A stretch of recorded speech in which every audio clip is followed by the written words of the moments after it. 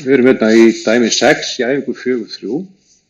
Mér langar að sýna ykkur smá einföldun á svona dæmi. Þetta er svona, ég sjá að við erum með einn þátt hér, annar þáttur kemur ekki hér og hann er í mínus og svo sjáum við að við erum með jafnt og 0 hérna.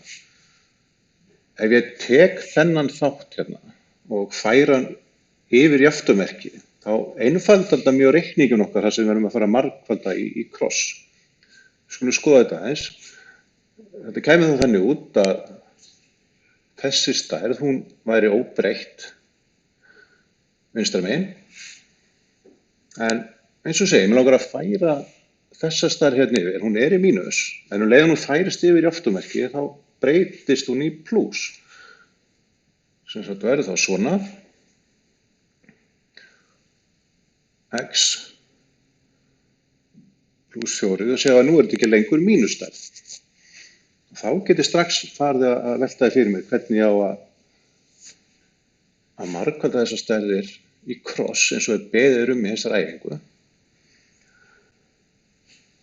Þannig að ég ætla að gera það. Hérna er með þristinn sem margfaldast við x pluss 2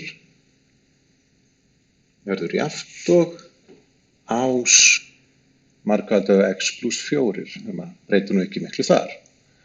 En við klárum þetta og gerum þá að hérna fæ ég 3x pluss 6 jafnt og x pluss 4. Og nú skulum við fara að færa x-in saman og þekktu stærðirnar saman. Þannig að 3x verður hérna óbreytt. Þetta færist yfir og verður mínus x jafnt og fjarkinn er hérna áfram á sínu stað, en 6-an fer yfir og verður mínus 6. Þannig að ég fæ hérna út að 2x er jafnt og mínus 2. Höldum það áfram bara hér. X er jafnt og 2 í mínus deilt með 2.